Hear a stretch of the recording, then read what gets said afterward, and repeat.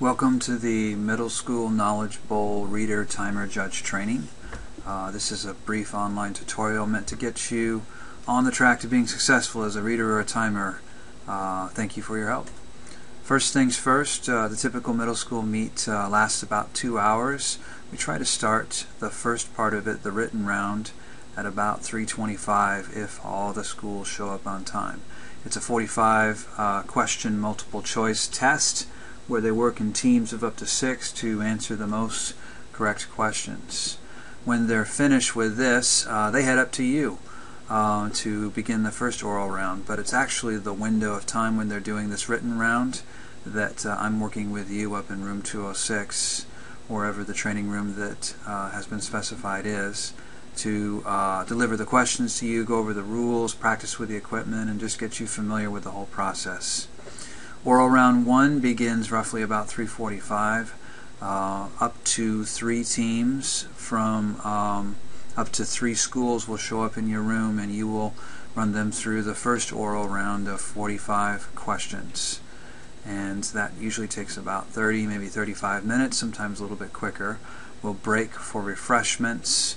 We'll have one of you deliver the questions or the tally sheet down to me, so we can input those scores and figure out the room rotations for the second oral round.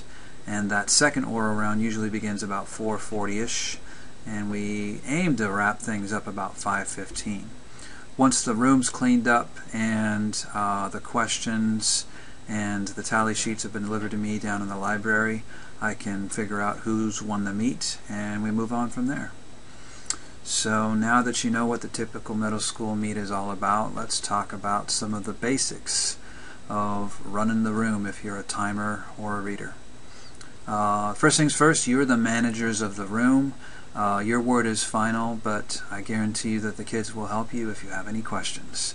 They are very on top of it, and they generally do that in a gracious way. You are working with a timer if you're a reader, and the readers keep an unofficial score on the oral question sheet. I'll show you what that looks like on the next slide. But you will mark down which team answers the question underneath the question, an A, B, or a C, or an X if nobody gets the question. The timers are the ones keeping the official score sheet, and they also are tasked with recognizing which team's turn it is to answer. And so you need to make sure also that you get down the correct team name and the number of that team at the bottom of the sheet. I'll show you that again on the next page, and it'll make a little more sense. If there's a dispute with the timer's official score, then the reader and the timer, because they've kept independent records, can cross-check this and usually figure out very quickly what the error was, if any. But I would recommend that you only do this if the kids don't agree with the official score sheet, because it is time consuming and we're trying to keep this running as smoothly and as quickly as possible. Here's a typical set of questions from a previous year's match. You can see that it's clearly marked up here that this is round 1. It's essential that you read round 1 in the first round 1 and not round 2. That would obviously cause some problems. But if you're the reader, after Team A correctly answered this question, you would simply mark down that A had correctly answered the question. If on the next question nobody answered correctly, you would mark an X to designate that nobody earned that point. I circled this up here because usually we have the math questions pre-identified, and as the reader you need to pre-announce that this is a math question. The reason we do that is the kids are trained to write down variables, and so it should be pre-slugged up here that this is a math question to remind you, but if you can catch yourself, then it's always a good idea to pre-announce those math questions. Down here on number 17, this is the answer. You could answer the United States or the United Kingdom, or actually it's both of those for the answer. And then here is the optional parenthetical answer that's offered. It's just a reminder that sometimes there are multiple possibles for the answer, and so if they would have said Britain instead of the United Kingdom, that would have been acceptable. Already talked about round 1, making sure that you're reading that on track, and I think that's about it. So let's look at the score sheet. Timers, you're going to be using this document. This is not the full page of it. I'll show you the bottom half of it, but you're simply going through and marking A, B, or C, or X, and then you can tally this up. It's a good idea to mark which oral round you're in and also which room you're in so we can cross-reference this if needed. Here's the bottom of the sheet that completes this. It's a little bit bigger, but you can see that there's a place down here for you to write down the school's name and then the team number. It should be either Chehala 1, Skyridge 1, or something like that. And then we use a table numbering scheme, or rather lettering scheme, to identify the teams here. You tally up the points, write down the final scores, ask the captains to initial this to verify that they agree with your score. If there's a problem, you can cross-reference with the reader, but other than that, you just quickly sign, get that down to me in the LMC, and we're good to go and ready to put these kids into their rooms for the second round. Alright, rules, tips, and procedures for you. We'll go through this pretty quickly, but for those of you who have never done this, it's good to have a refresher. Up to 8 students can participate in the oral round, but only 4 at the table at a time. You can allow subs at questions 15 and 30. The kids will usually remind you if you forget, so don't worry about that.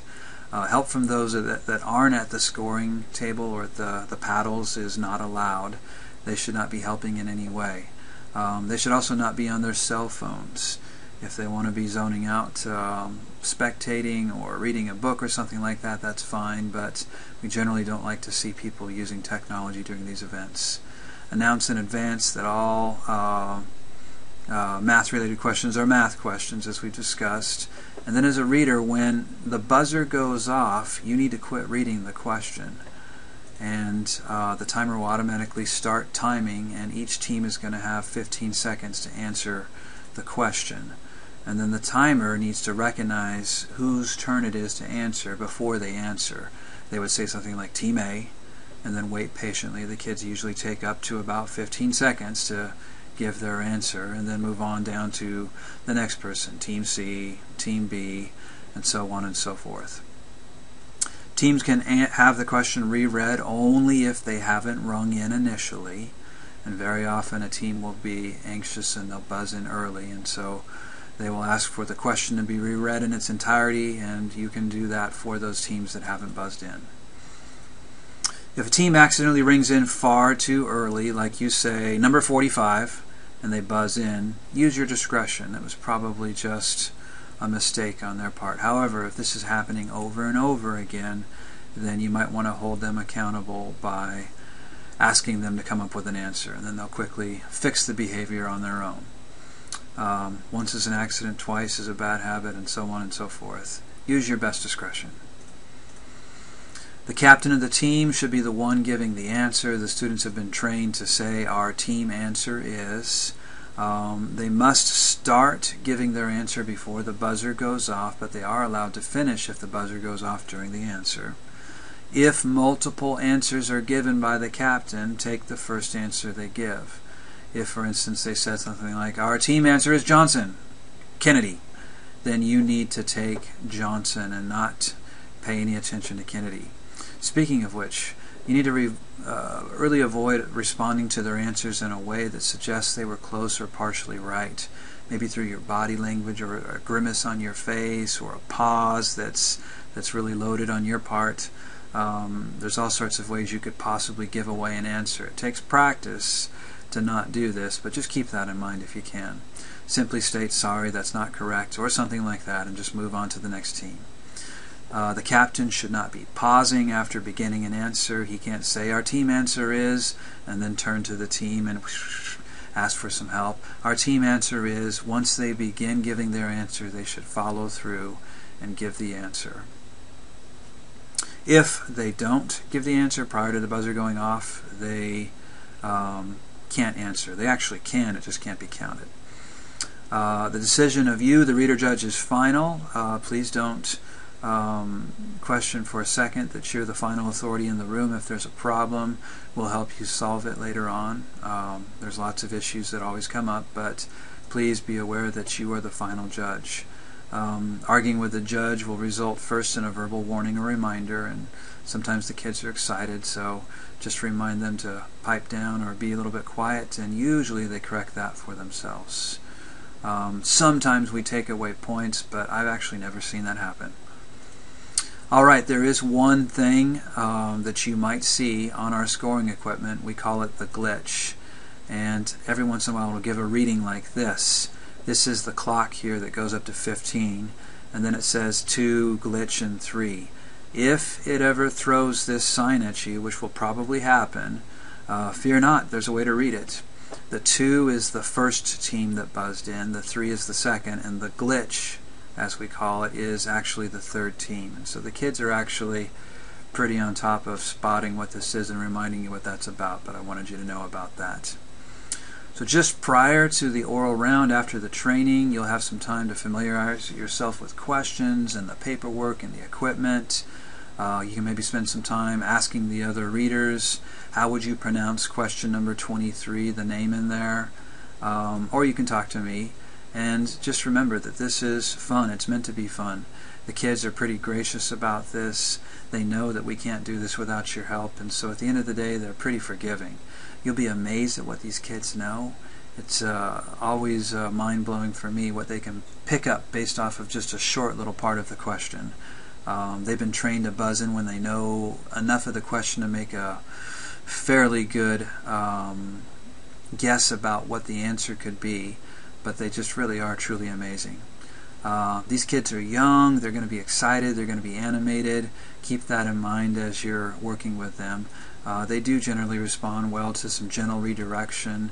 They want to do well, and so that's probably what it's mostly about. If there is a problem, just notify one of the coaches and we'll work with that team to make sure they get their behavior fixed. Just after the conclusion of oral round 2, your job is going to be to get the scores tallied really quickly, get the signatures from the captains, and then remind all the visiting players to grab their stuff and head off to the LMC to wait for the results. The home team is going to be responsible for getting the room cleaned up and put back in the way it was found, prepared for the teacher for the next day. Our equipment that's left in the room can be delivered back over to room 206. Any extra equipment should be delivered down to the library. That's where the visiting coach will collect it and take it back for delivery to their school. And that concludes the training. Again, thank you very much for your willingness to help this activity out. It doesn't work without you. Remember, have fun. If you have questions, just let me know. Thank you.